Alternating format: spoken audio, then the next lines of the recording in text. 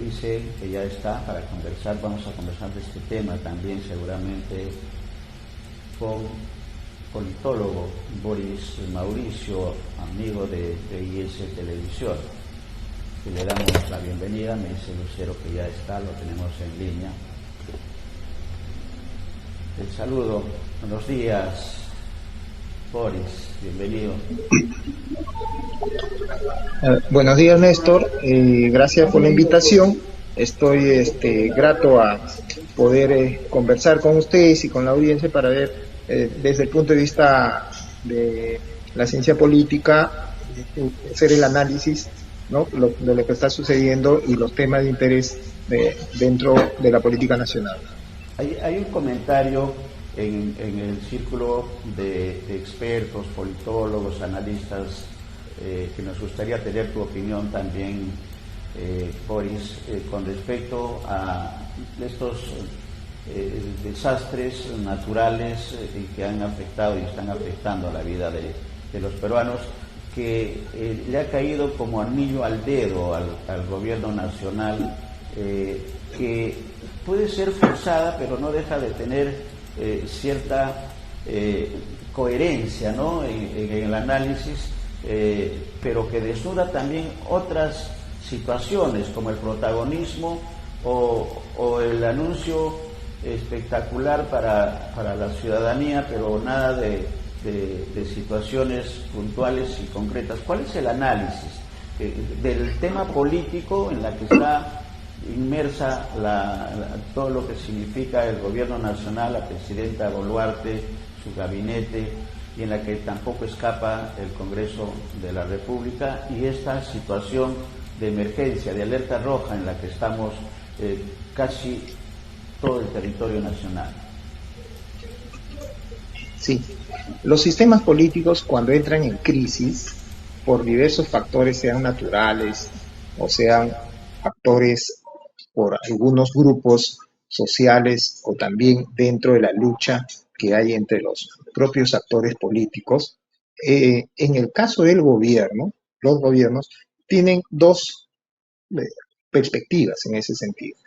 Por un lado, es las situaciones de emergencia, como en este caso que estamos atravesando nosotros, puede ser una oportunidad para demostrar capacidad del sistema y capacidad del gobierno, capacidad de respuesta para superar esta crisis, para superar los embates que tiene la naturaleza y dar a conocer ante la opinión pública que se ha hecho una buena gestión y que se ha dado la crisis con eficacia, con transparencia y sobre todo con liderazgo. Por otro lado, también las emergencias, las crisis que se dan en los sistemas políticos y en los gobiernos, puede ser lo que se ha mencionado anteriormente, de una oportunidad positiva, pero también puede ser, ¿no?, que desencadene, ¿no?, en un desgaste precipitado de la gestión, si es que no se sale de manera airosa, de manera eficiente, de emergencia que tenemos por la falta de previsión y la falta de liderazgo y la falta de ejecución y el uso racional, honesto y transparente de los recursos públicos. Entonces, eso es lo sustancial en el proceso que nosotros estamos viendo, ¿no? No vale en estas circunstancias, ¿no?, mirar hacia el pasado y a las gestiones pasadas, porque las miradas de la opinión pública está, ¿no?, el Ejecutivo, cómo va a responder ante la crisis que estamos viviendo de los desbordes de los ríos secos y también de las lluvias y los fenómenos naturales nuevos en el Perú. Esto tiene centurias de años, los historiadores ya lo han demostrado, cómo las culturas antiguas han sufrido también de estos embates de las naturales. Y en la vida republicana también se han dado una serie de desbordes y donde se han ido solucionando de acuerdo a la potencialidad que tenían los actores y a los recursos que tenían los actores. Y nosotros tenemos en la memoria fresca, no, hace 6 años, ¿no?, cómo ha venido atacando el- esta situación por parte del descuido y falta de autoridad también de los gobiernos regionales y los gobiernos locales por no definir bien claro, ¿no?, la, la, la ubicación de los asentamientos humanos en cualquier comunidad política. Eso es importantísimo. Y eso parte de la capacidad de las autoridades y del liderazgo de las autoridades. Pero por otro lado también de la conciencia ciudadana. O sea, el ciudadano que es responsable no puede llegar a esta situación donde pone en riesgo su propiedad privada, donde pone en riesgo sus bienes materiales, ¿no?, incluso a su familia. ¿Ve? Entonces hay una responsabilidad compartida, digamos, tanto de los actores políticos como también de la propia sociedad en su conjunto. Yo creo que los peruanos tenemos que dar una lectura, ¿no?, integral al problema, ¿sí?, porque si no, vamos a continuar con esto. O sea, tenemos que poner un punto ya de quiebre, un giro hacia adelante, porque las poblaciones en las civilizaciones siguen su natural desarrollo de poblamiento, su natural desarrollo en asentarse en diferentes espacios geográficos. Eso va a seguir, eso no se va a detener. Y en consecuencia, a los gobiernos, a las autoridades les corresponde ordenar. Por eso la política tiene un principio importante, que es ordenar, buscar un orden en toda sociedad. Buscar que la sociedad en su conjunto esté garantizada su supervivencia. Eso es un rol del Estado y de los gobiernos, ¿no? Los gobiernos no pueden ser gobiernos eficientes y no pueden construir civilizaciones grandes si van a poner en riesgo a su propia comunidad. Hasta la Constitución y las leyes priorizan el derecho a la vida, ¿no? Eso es lo más importante. La sociedad, las personas son lo fundamental que tiene cualquier sociedad. Entonces, esta visión integral es importante que lo tengamos, pero ya articulemos que de acá para adelante, ¿no?, tengamos todos los políticos, todo lo que tienen a cargo las instituciones para prevenir desastres, den un giro a nivel de normas, a nivel de presupuestos, y ya no estemos con el ciclo perverso de cada vez perder vidas. Ya hemos perdido, creo que ya cerca de 100 vidas en esta situación que tenemos, ¿no?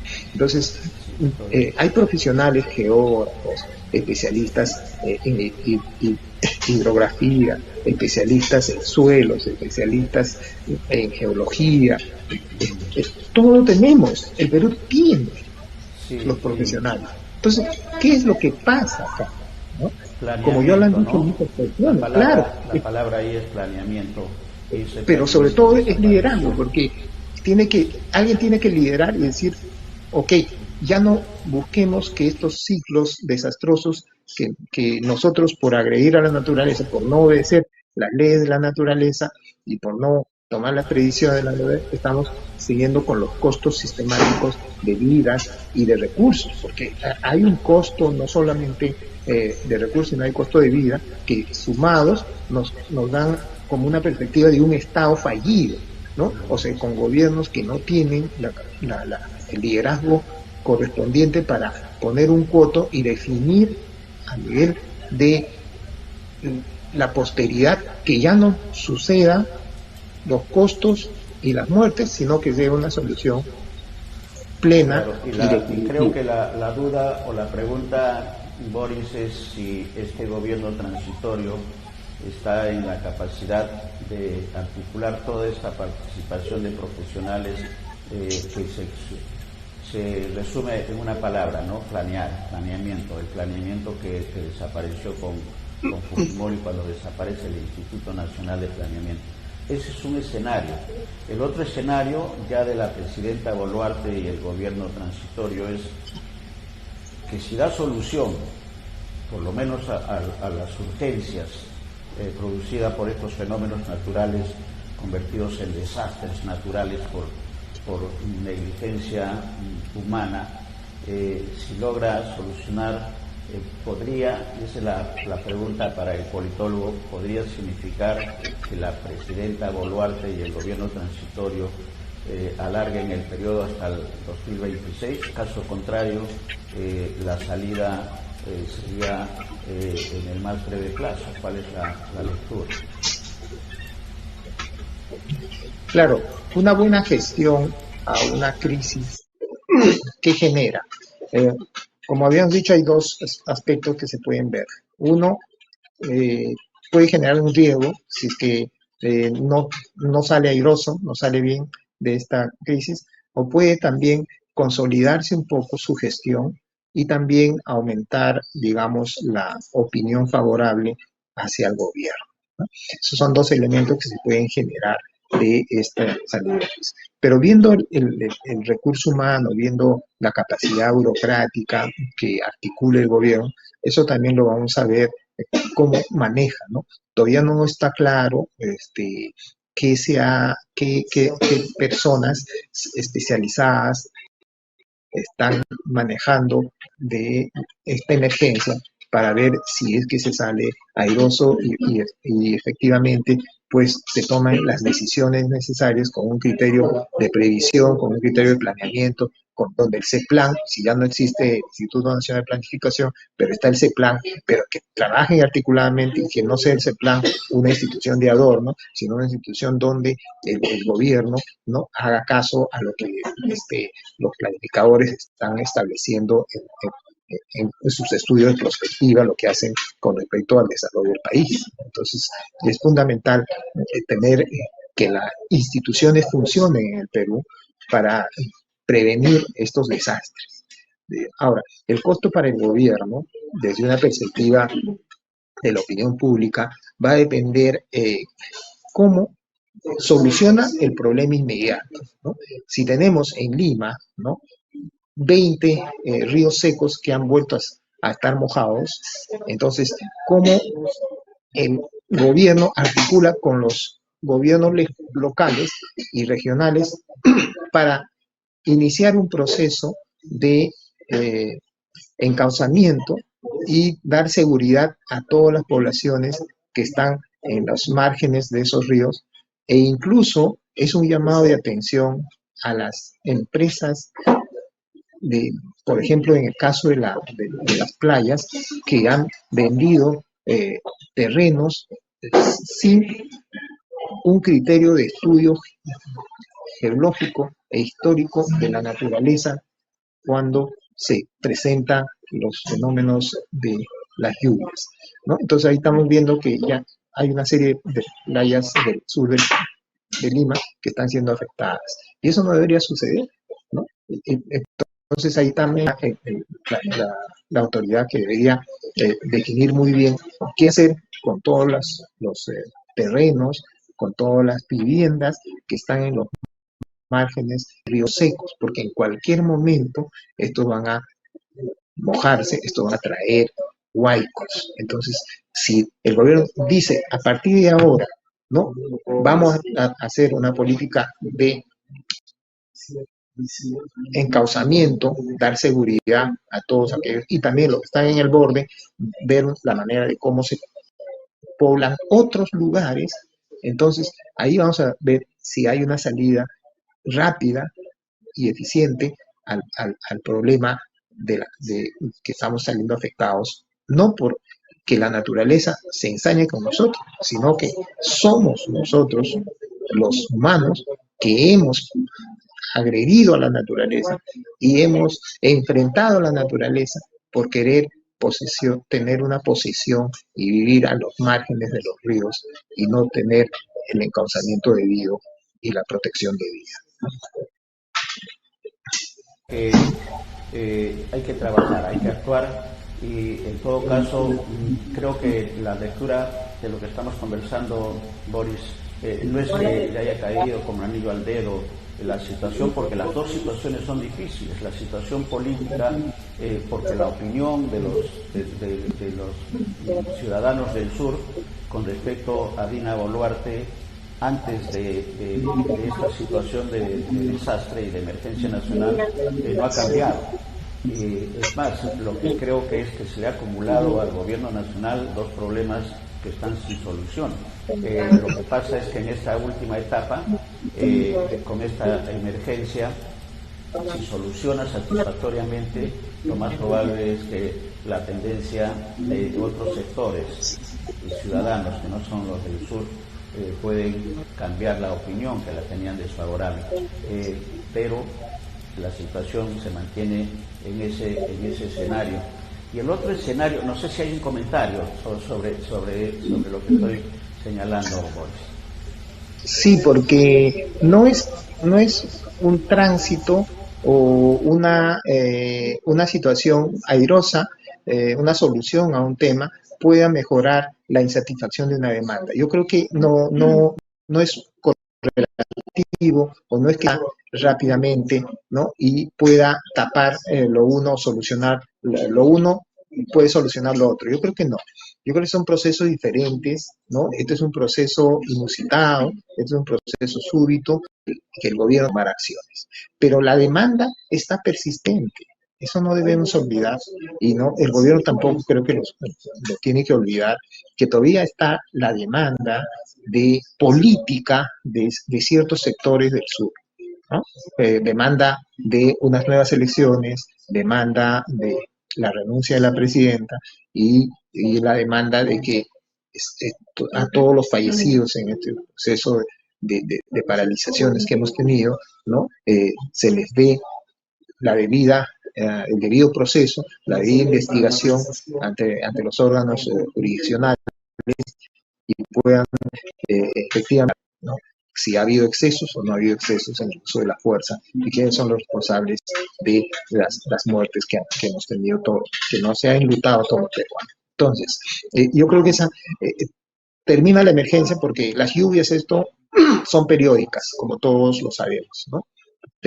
Termina el periodo de las lluvias, que será en mayo, pero la demanda política, desde mi punto de vista, va a mantenerse, va a estar ahí presente en nuestro sistema político y en el rol que va a tener el Ejecutivo de cómo procesar esa demanda y también el Parlamento. No es una agenda que ya está, que la emergencia que tenemos sobre la naturaleza, para poder evitar estos devores, eso va a tapar o va a extinguir la demanda. Yo pienso que la demanda es persistente en el sistema político y que va a aflorar una vez que pase este proceso de las lluvias, porque esto culmina máximo en mayo, ¿no? Entonces, mientras estamos en eso, las personas, los actores políticos del sur también son conscientes de eso y no van a atacar en un momento o no van a pedir o no van a demandar, ¿no? Lo que quieren en un momento donde la opinión pública, los medios de comunicación están centralizados sus miradas a lo que el gobierno va a solucionar los desastres naturales que tenemos, ¿no? Y va también hacer un seguimiento a todas las acciones que hace el gobierno y todas las instituciones vinculadas a prevenir y a atacar los desastres naturales. Correcto, exacto, totalmente de acuerdo. Otro tema que quisiéramos tu opinión viene del Congreso de la República, y es que en medio de la emergencia por el ciclón Yaku y todo lo que estamos sufriendo, la República nos trae la información. 4 congresistas viajaron a Bahrein en medio del ciclón. Estamos hablando de María del Carmen Alba, de Acción Popular, Ernesto Bustamante, de Fuerza Popular, Wilson Soto, de Acción Popular, y Alex Paredes, del Bloque Magisterial, de todas las bancadas. Viajaron a Bahrein para participar desde el 10 de marzo en el 146 evento, la Asamblea, 146 Asamblea de la Unión Interparlamentaria. ¿Cuál es el comentario? Una raya más al tigre, como se dice popularmente, Boris, aunque ya lo estamos repitiendo que este tigre ya no es tal, porque con tantas rayas ya es una pantera, ¿no? ¿Cuál es el comentario? Para darle cierta digamos, temas de anécdota, que no es tanto, pero para bajar esta tensión del desprestigio, una vez más, del Congreso de la República.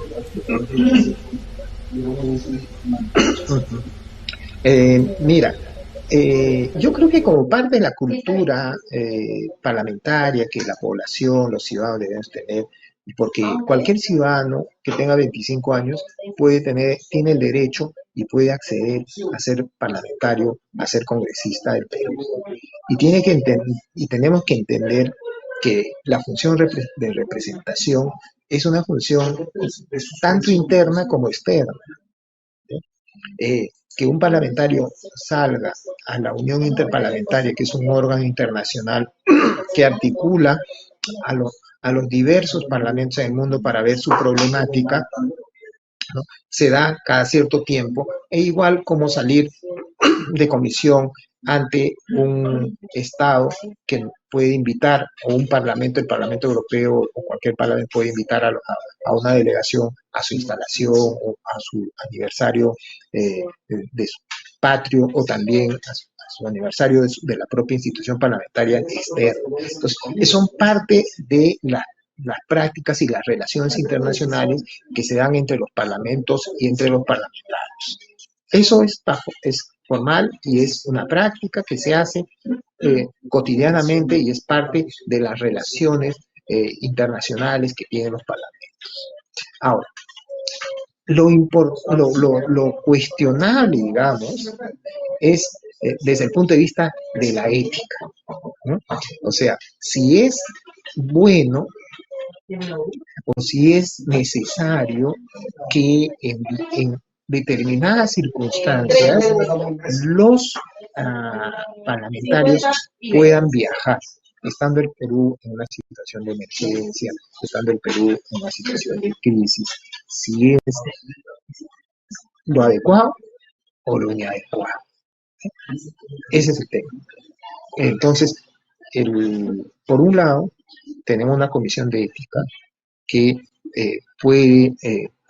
los medios pueden preguntarle, ¿no?, cuál es la posición a la presidenta de la Comisión de Ética o a los miembros, decirle, sobre esta actividad que no es ilegal, ¿no?, que no está contra el reglamento, de que hayan viajado a participar. Y por otro lado, dar las declaraciones de los que han viajado y decir, pues, qué es lo que los ha motivado, ¿no? Y si consideran en esta situación, y ellos tendrán que dar una respuesta, ¿no?, clara, contundente, justificada, ¿no?, en esta coyuntura sobre esos viajes, ¿no? Lo que sí está mal, y lo que también puede ser incluso sujeto de ser procesado cuando se van de viaje, ¿no?, para hacer asuntos privados. Eso sí, definitivamente es cuestionable desde todo punto de vista.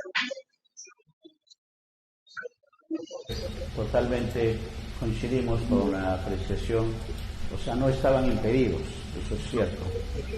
Además, la representación lo obliga.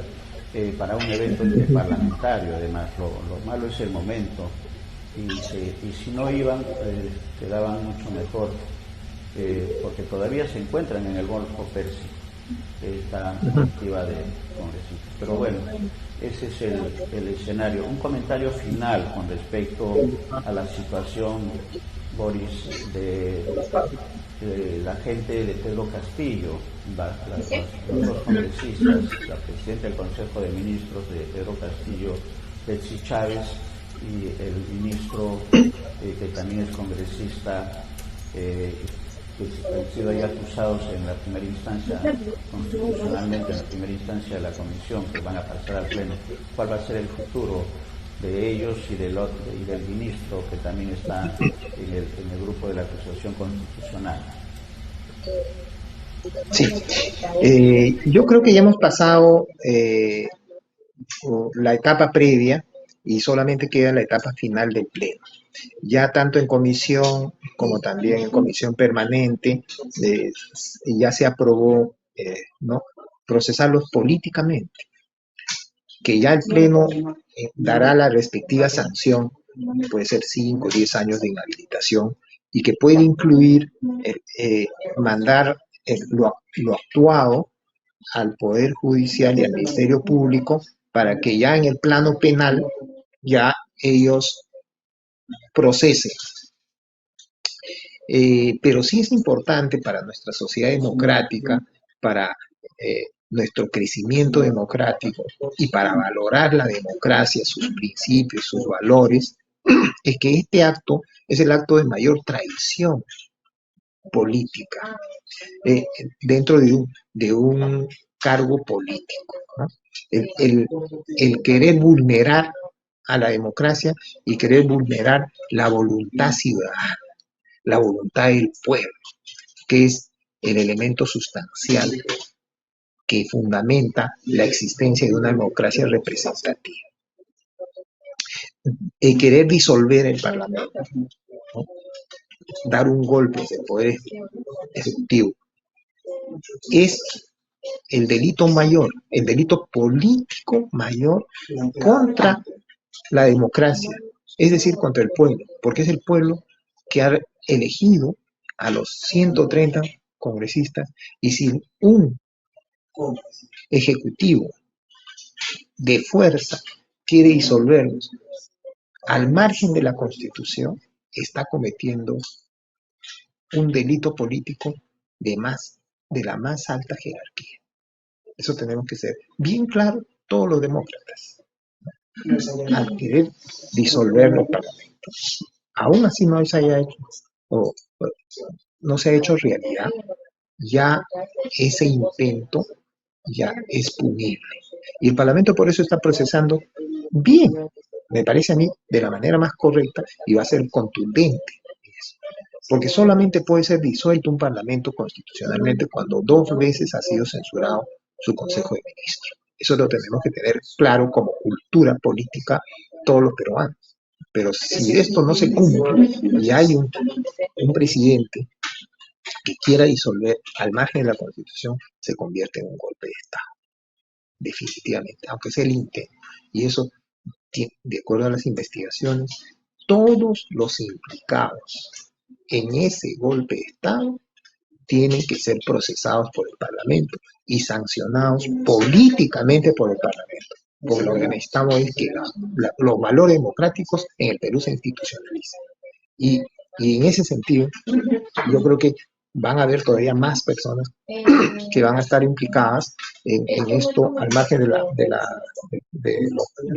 los parlamentarios que están implicados, o los exministros, pero todos aquellos que intentan socavar el sistema democrático, ¿no? Tienen que ser procesados políticamente por el Parlamento para una sanción política. Y luego ya verá si los órganos de la Administración de Justicia, ¿no? Y el Ministerio Público también accionan para de una vez procesarlos. Totalmente, harán lo suyo en este proceso. Gracias, Boris, por la participación, por los comentarios. Vamos a estar atentos a lo que ocurra en esta solución de estas emergencias, en la que está en juego también la permanencia del gobierno de la presidenta. Un abrazo, Boris, buen día. Gracias, Néstor.